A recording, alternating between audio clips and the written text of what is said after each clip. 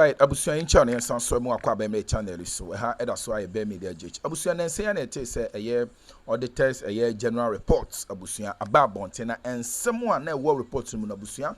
Sikatwitwi die bi ene ho nsem Abusia na nsem no ano edenene ayade a eye Katie Hammond Abusia ne din atumi akopie mu ewo ho. Yes, Abusia mu yentem na sese ha that's why I bear media judge. Abusia be so say ene de community channel so a be so subscribe like na wabo so ahima for pen nsem ne bi atie no anya bi atie na bear media gh be fa sa akonya we so ado bibiara ase. Yes, ye do bibiara ase ewo ne amaye de amayen Abusia ye ni eso papa ya ka se ne ayeka ina ne se oboade no onhira mo o mana dom no enye kase ewo mo so na bibiara Abusia mo de mo nsa ebesom sa de kon se de mfaso e di yie de bebro nko ade oboade no onto eye insurance o enguso mi tie nsem aba abonten na efa eye auditor general report no ma sisia o sisi o Ghana ha ye mpanyfo no omo bokro no Abusia Ministry of Trade and Minister of Trade Abusia during Akufo-Addo 8 years no na eye Katie Hammond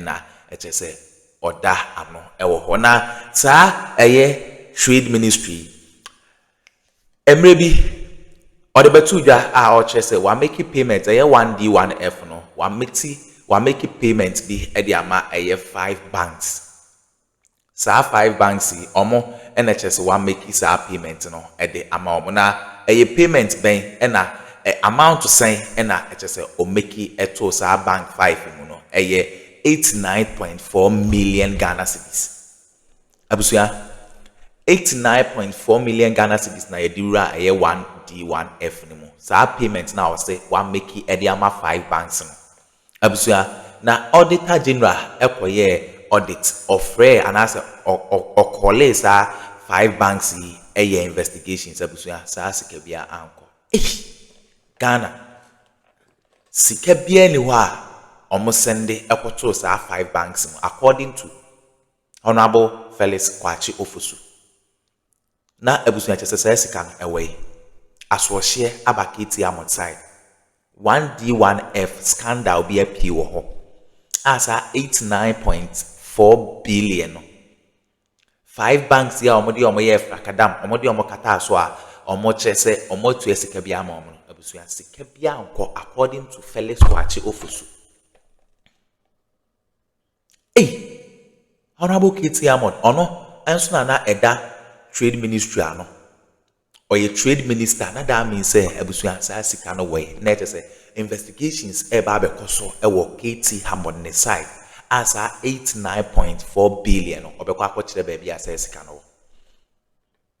Abusia ora eye adwuma afi ena NDC for kekaomo Abusia momi yakọ na yankonkotie Honorable Felix Kwachi Ofosu ne nsem bi odi tudwa edifa unsubscribe ya subscribe na hit on the notification bell so na be ya any update bi a be drop no wonso wonsa ebetumi akemena da mean say 89.4 billion no eyenkofo bi ena akabom omo achi sika omo disika na fine man na ye friend Ken Oforiata o she US prison no man no wa ye adwuma wa kire se oye criminal tactician bebia o se ho momi yanko na yankonkwoti unsubscribe ya subscribe na hit on the notification bell so na be ya any update we have drop no wonsa ebetumi aka medamase. You mentioned this, indeed, you're right. Yes. The finance minister first articulated this in his budget of last year, and when he came here, he gave us a bit more clarity when he was on PM Express. Yes. So I've just been looking at what he said last year, and there are a few discrepancies in the numbers, and I just want to put it out so you can reconcile. In paragraph 151, where he touches on this, it says, as at the time we're speaking, page 25 of the 2026 budget, 10.4 billion in claims were rejected. Yes. At the time, yes, due to unsupported documentation. Yes. As you know, today, in what was presented, the amount rejected is 8 billion. Of course, that is because at the time... So there's a discrepancy. Yes, there. At the time, some claims were not supported by documents. Subsequent to that, documents were brought to show that there was legitimate basis for it, and they were accepted and validated. So there's really nothing wrong with it. So that again comes to my question. Because I read the document today and I'm thinking, isn't there plausible explanations for why some of these things happened? So I see unsupported documentation. It doesn't necessarily mean that documents aren't there. Maybe you couldn't find at the time that you were. Of course, but if the document cannot be found, then there's no basis to pay. What will ground the payments? But that doesn't mean necessarily there's plunder, because you use those words. No, no. Plunder, there's corruption. Government to line their pockets. Evans, government is a serious entity. It is not possible, or it should not be possible, for a whole government institution like the finance ministry not to have records on contracts that have been awarded. That speaks to a certain level of disorganization that is unacceptable. This is Ghana. It is not tenable. I mean, I read the Auditor General's report every year. Evans, but it may be Ghana. But we must stop at some point. And indeed, the Deputy Finance Minister stated it profoundly when he said the rot stops now. If we run a country where documents regarding contracts involving millions of Ghana cedis of the taxpayers' money cannot be produced to support payments, then we cannot be serious as a country. So it has got to stop somewhere. And therefore, if you cannot show documents, no official should be willing to authorize payments. Because even if, let us assume that the contractor or the supplier did not have documents. What about the ministry that awarded the contract? Or the entity that approved payments? What did they base that approval on? So we cannot accept such untenable claims and on that basis proceed to make payment. It is simply not tenable. I mean, how do you have a situation where the Ministry of Trade says that they have paid 89 million Ghana cedis to 5 banks as interest for monies that government so government share of interest. Government share of interest in the 1D1F companies, yes. Now the auditors make contact with the 5 banks and all of them flatly deny that any such monies have been paid. In one breath, in fact, in one instance, they said that 10.5 million Ghana cedis had been paid to a specific account in a specific bank. The auditors go there, and in fact, they even provide a supposed account number. The auditors go there and they find that the account number does not exist, and that the entity has no such bank account into which any such monies could have been paid. And in fact, no such monies were paid. But the Ghana's records show that monies have been paid. And it was paid to this particular bank. Let's interrogate the first one about the 1D1F shared interest payments. Yes. Because I see that's the single largest infraction, if you like, irregularity. Yes. Because 89.4 million, that's a lot of money. Yes, that's a lot of money. But I really carefully, Felix, and because you've been in government before, sure. If these monies were indeed paid, because you say that, you say, quote, 89.4 million of hard-earned public money could have been disbursed to settle non-existent liability, even the money had been paid, right? Even if this was paid, this would have gone to the bank accounts of these banks. Yes. Because it was monies that they were owed. It had been presented as loans, of course. So the government was paying its share of the interest. So the banks would have benefited, but not an individual. Yes. So where is this? Because the whole thing has been framed as this is a scheme to create financial not to impugn any financial institution. But financial institutions have been known to engage in wrongdoing all the time. Some of them are fined. Some of them have their leaders imprisoned elsewhere. So it will not be unheard of for some collusion to exist between financial institutions and individuals in government. Because if you say that you've brought a claim of 89.4 million that should be paid to some banks, and the banks say that no such liability or payment is due them, because even the basis upon which the payment is to be made does not exist, that is clear fraud. And then another instance where fraud is, who's benefiting then? So because this is share of interest. But so bank had given out loans. So if the government is paying its share, so it's paying the banks. No, but somebody will go for the money eventually. That is how it works. But there's also there's also a plausible reason why this is possible. Because I was thinking about it. Right? We all take a look. What about the possibility that reconciliation challenge had happened? So, for example, government had actually finished paying off this interest. But the bank has the accurate records. The government does not. How so? It's very possible. No, first of all, so how is so it you acceptable? reconcile the payment? No, how is it? You pay over Evans, we are not talking about 3,000 Ghana cedis, 4,000, or let's say 100,000 Ghana cedis. We are talking 89.4 million Ghana cedis. How can officials or state institutions not have accurate records to reflect this? How do you tell me that you've gone to pay 10.5 million Ghana cedis to a particular account, and yet the account does not exist? What kind of lapse allows this sort of thing to happen if it is not deliberate to fleece the public purse? I'm not talking 100,000 for which we can claim an oversight or some laxity on the part of some official. We are talking 89.4 million Ghana cedis. And indeed, if it is so easy to dissipate public funds on the basis of poor record keeping, then God help us all. But if that amount had been paid, it goes to the bank account, and the banks have a record that the loans, the interest have already been paid. Yes, but Evans, if the Auditor General had not looked into this, the money would have been paid. In fact, in some of the cases, bank transfer advice had been processed. And approved by the ministers. Absolutely. Waiting at the Controller and Accountant General Department to be paid. They were stopped. If they had not been stopped, they will be paid. But for this audit and the vigilance of the current managers of the public purse, these monies would have been paid. And I can assure you that they will not have been paid in error. Because I don't see how anybody can make such an error.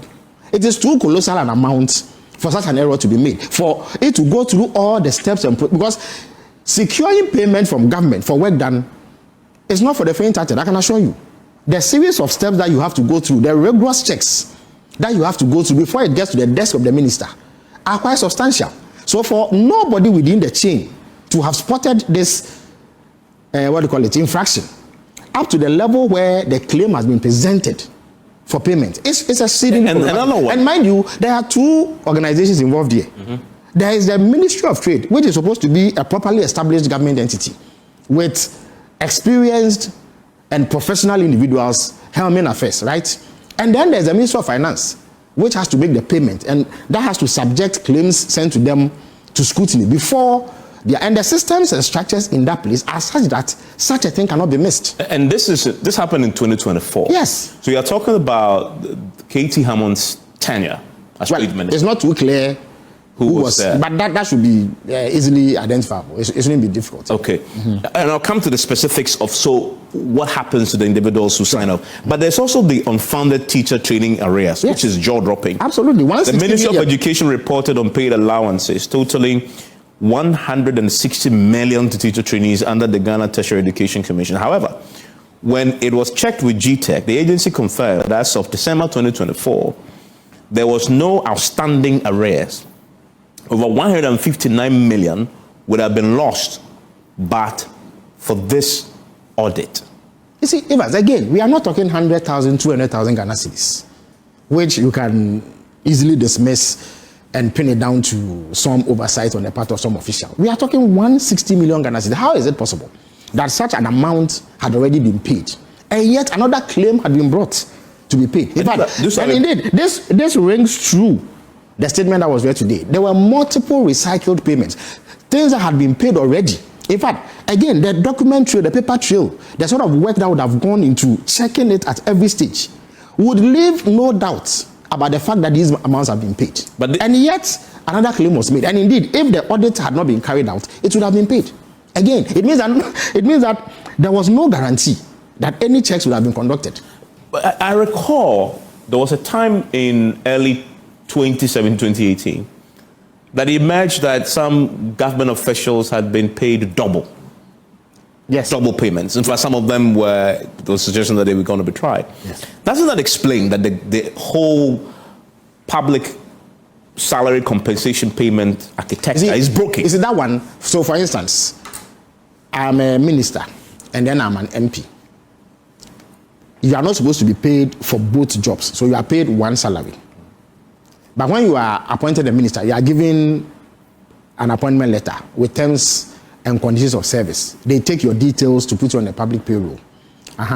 So, in fact, it's even entirely possible for the minister or MP not to notice the payment, depending on how active his account is.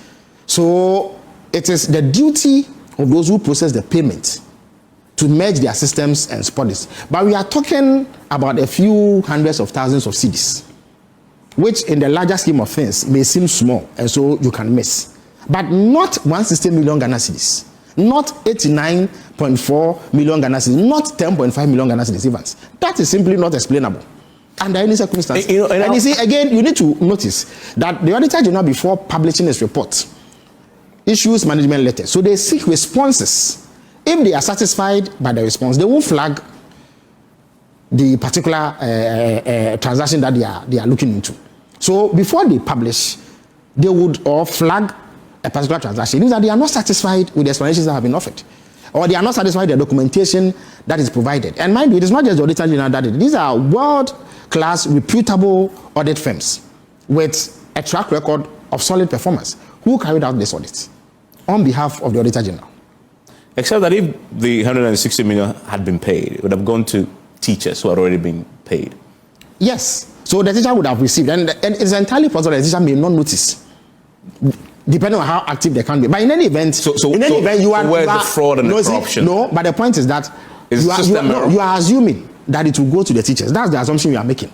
You also have to avert your mind to the fact that there are conduits through which these things are channeled. Those who do this and cook it up have ways. For instance, you would assume, wouldn't you, that if there are ghost names on the payroll of national service, those payments will go into specific accounts belonging to specific individuals, right? How do the perpetrators find a way to sweep or mop up those funds for their own use?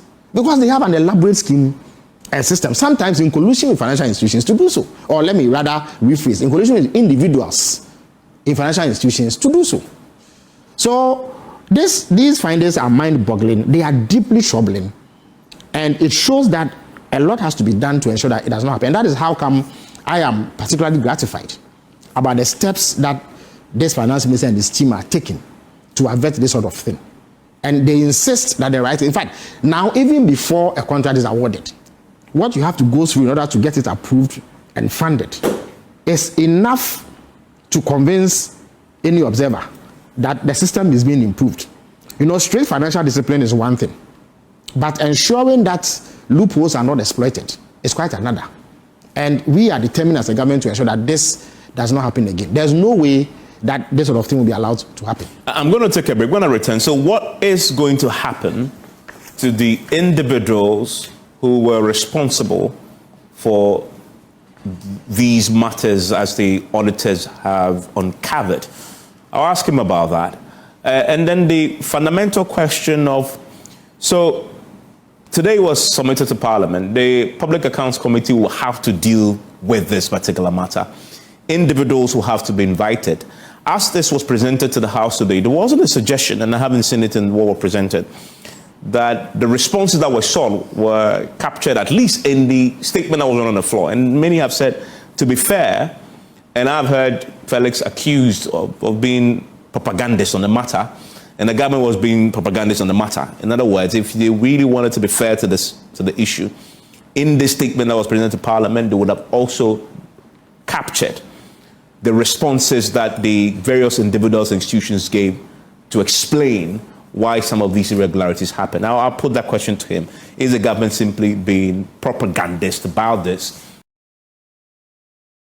Okay, abusuya we ne ensma ekoso our political highway so eye KT Hammond the ministry ono na eda no 89.4 billion ehonsem and honorable Kwachi Ofusu edebra unsubscribe ya subscribe na hit on the notification bells and any update we have dropping no high piano once so once ebetumi akabi medamase.